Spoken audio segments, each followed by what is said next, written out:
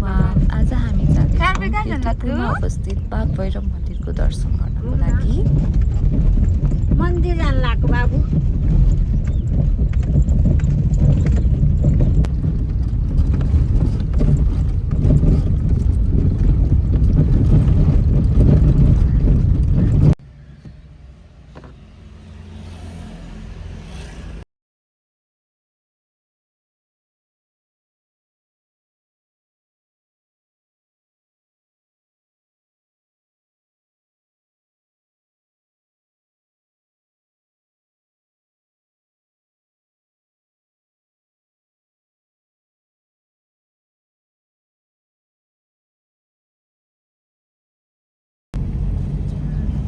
हामी अब मच्छेगाउँ निस्किन आयौँ होइन है। यता चाहिँ झाखा कि गाम्चा गाम्चा। म पहिला हिँडेको ठाउँ है याद आयो। जमाना यही हो, यो बाटो हिँडिरहन्थेँ म भाइ, याद आयो मलाई। ल म आजभन्दा 20 वर्ष अगाडि हिँडेको ठाउँ दिदी वहाँ बाटो यही हो त। ए हो आमा होइन त, म कति हिँडेको दिदीको मच्छेगाउँ दिदीहरूको बजार यही थियो भने सामान किन्ने हो होइन। फुपू दिदीहरूको यो मच्छेगाउँ मेला लाग्ने ठाउँ हो क्या दि यो। नारायण थान के नारायण के भन्छ मध्य नारायण यता होइन त्यही यो चाहिँ है। यो ऊ होइन र दाइ, यो के भन्छ मच्छेगाउँ नै भन्छ होइन, तर यो चाहिँ चन्द्रगिरीको मच्छेगाउँ हो क्या। अब टोपी लाग्यो हुन्छ, हावा आयो ल अभी चिसो आउँछ एकदम छिटो। यो भत्कापाटी बस पार्कमा यही हो, यो भत्कापाटीको गाडी लाग्ने। अनि यहीँसम्म आएर त्यो गाडी चढ्नै हुँदैछ नि त।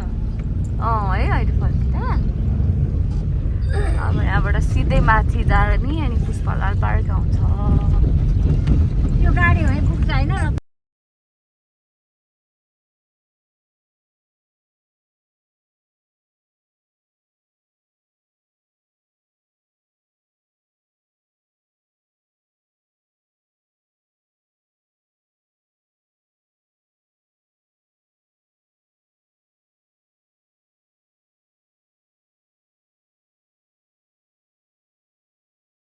र हामी चाहिँ फाइनली बाघ भैरव मन्दिरको परिसरमा पुग्यो। हाई एकदमै काम अनि नेचर फ्रेन्डली थियो। घन्टी बजाएको अनि सार्विललाई चाहिँ यस्तो ठाउँहरू एकदमै मनपर्छ अनि घन्टी त अफकोर्स उसको फेभरेटै भइहाल्यो।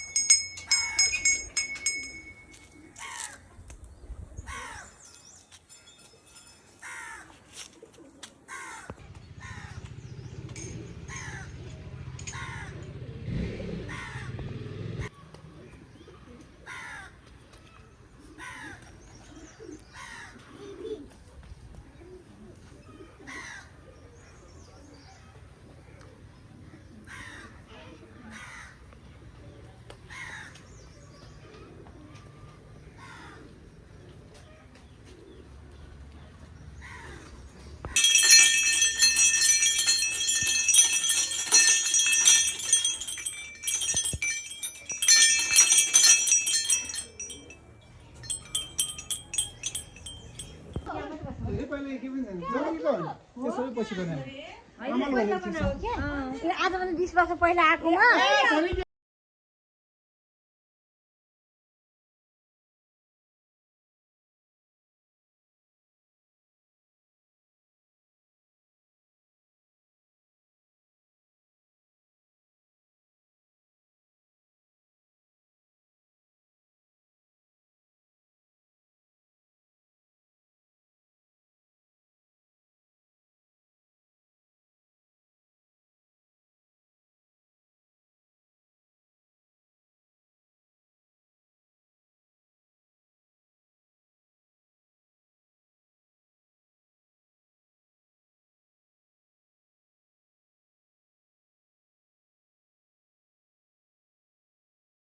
ल सङ्गता दिदी हजुर चाहिँ यहाँको होइन अब रेगुलर आइरहने मान्छे होइन अब भन्नुहोस् त मलाई यसको बारेमा यो एकदम पुरानो मन्दिर हो धेरै वर्ष पहिला नै यो मन्दिर स्थापना गरिएको हो तर यहाँ पहिला चाहिँ यस्तो थियो कि बाघ भगवान् शिव चाहिँ बाघको रूप लिएर आएर यहाँ यसरी बस्नु भएको रे भन्ने चाहिँ कहावत छ हजुर त्यही भएर यहाँ साक्षात् शिव भगवान् हुनुहुन्छ उहाँ चाहिँ हजुर बाघ भैरवजी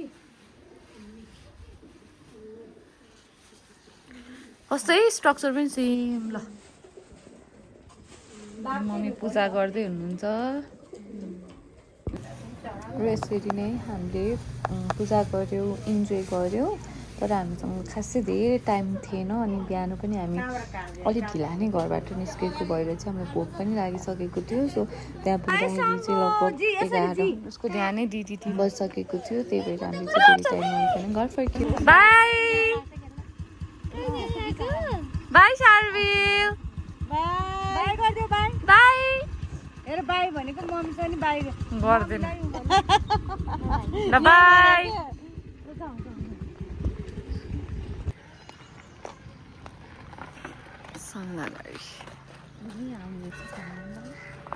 Thank you for watching.